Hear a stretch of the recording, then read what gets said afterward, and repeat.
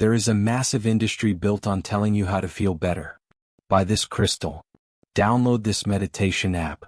Repeat these affirmations every morning in the mirror. Burn sage in every corner of your house. And if none of that is working, maybe you just need to try harder, think more positively, or find a better crystal. But what if the real reason nothing is working isn't because you're doing it wrong? What if it's because no one ever told you the truth?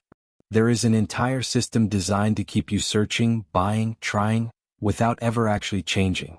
And the more you follow it, the more you start to feel like something must be wrong with you. So you push harder. You try again. You look for the next solution, the next tool, the next fix that promises to finally make you feel whole. And yet, nothing sticks. The relief is temporary. The clarity fades. And deep down, a quiet question keeps coming back. Why do I still feel stuck? Here is the part no one in that industry wants you to see. Most of the people selling you those solutions are just as stuck as you are. Not because they are lazy. Not because they don't care. But because they are trapped in the exact same loop, constantly adding more, while avoiding the one thing that actually creates real change. The reason so many people spend years trying to grow and still feel like they're going in circles isn't because they picked the wrong routine, the wrong mindset, or the wrong tool. It's because they've never been shown what transformation actually requires. Real change isn't something you perform. It isn't something you feel for a few days and call progress. It's something deeper. Something measurable. Something that quietly, permanently shifts the way you exist. Over a century ago, Carl Jung spent decades studying exactly that, real human transformation. Not the appearance of growth. Not the illusion of becoming better. But the kind of change that fundamentally rewires who you are. And what he discovered wasn't comforting. It wasn't easy. But it was undeniably true. You don't grow by adding more to your life. You grow by removing what is quietly keeping you small. And that's where almost everyone gets it wrong. Because adding feels productive. It feels safe. It feels like progress. But most of the time, it's just a distraction from the real work. The kind of work that requires you to let go of parts of yourself you've been holding onto for years. That's exactly what Carl Jung uncovered. The patterns that hold you back aren't surface-level habits you can swap out with a better morning routine. They're not things you can simply optimize. They are deep psychological structures. Identities, roles, and coping mechanisms that you've built your entire life around. And that's precisely why they're so difficult to release. Because when I say let go, I don't mean manage it better. I don't mean reduce it slightly or keep it under control. I mean letting it die completely. And that idea alone is uncomfortable. Because you can't carry the same patterns that were built in fear, validation, and survival, and expect to operate at a higher level of clarity, freedom, and self-trust. It doesn't work that way. You can't pour clean water into a contaminated tank and expect it to stay clean. At some point, something has to be removed. Something has to end. And if you're actually serious, not just curious, not just interested, but serious about changing your life at a deeper level, then this is where it begins. Not with adding more, but with having the courage to let go. It doesn't work that way. You cannot pour clean water into a contaminated tank and expect it to stay clean. Something has to go. Something has to end. So let's get into it. These are the things you must fully surrender if you are serious about raising your level of consciousness. Not kind of serious. Not just curious. Serious. The first thing is the need to be perceived as a good person. Think about how much energy you spend every single day managing how other people see you. You hold back your real thoughts and conversations because you don't want to come across as judgmental. You say yes to things you don't actually want to do because saying no feels selfish.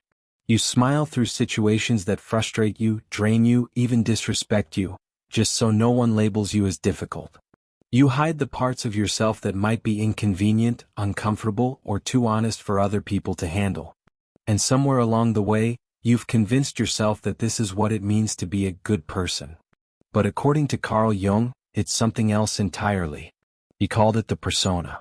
The persona is the mask you put on every single day before you step into the world. It's the version of you that has been carefully shaped to earn approval, avoid rejection, and keep people comfortable enough to accept you. But here's the truth most people don't want to face. that mask is not who you are. It's a performance. And performing goodness is one of the most exhausting ways a human being can live. Because it's not driven by love. It's not driven by authenticity or real care. It's driven by fear. Fear of being seen as wrong. Fear of being rejected. Fear that if you stop performing, people will finally see who you really are and decide you're not enough. That fear sits quietly in the background of your life, shaping your choices in ways you don't even notice. It keeps you operating at the level of survival, constantly scanning, adjusting, performing, rather than actually living with freedom and clarity. Because when your energy is focused on being accepted, you are not free to be real. This is something Carl Jung observed again and again in people who had genuinely transformed. They stopped trying to appear good and started being real. And being real didn't mean becoming harsh or careless. It meant something much more grounded. They could be kind but also firm. Generous but with boundaries. Compassionate but still honest, even when that honesty made other people uncomfortable. And that's exactly why people often react strongly to someone who has dropped the persona. Because a person who no longer needs to be seen as good cannot be controlled by guilt or shame. You can't pressure them with expectations. You can't manipulate them with judgment.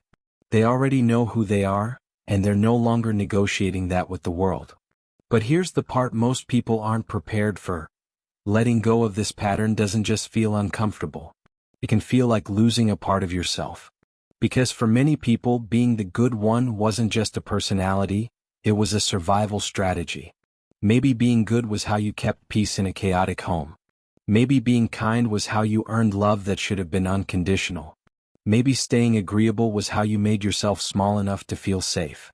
And when something like that has been with you for years, letting it go doesn't feel like growth. It feels like psychological death. Because the version of you that learned to survive this way has to end for something more authentic to take its place. So how do you know you're actually releasing it? It's not when you stop caring about people. It's not when you become cold or detached. It's when you can disappoint someone and still feel okay. Not proud. Not guilty. Just steady. Grounded in your own understanding of who you are, without the need to chase after them and explain yourself until you're accepted again. That kind of stability is what a higher level of consciousness actually feels like. Not performance. Not approval. Just grounded truth. If you see yourself as empathetic, as someone who naturally helps others, this might be hard to hear, but not all helping comes from wholeness. Sometimes it comes from a wound. Carl Jung described this as the wounded healer, someone who feels valuable only when they are needed. And without realizing it, they begin to build their entire identity around being the one who holds everything together. But here's the truth.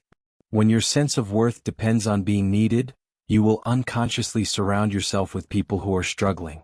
And when those people start to heal, you may feel lost. Because if they don't need you anymore, then who are you? That's not real compassion. That's attachment. It's helping driven by a need to avoid your own pain, your own emptiness.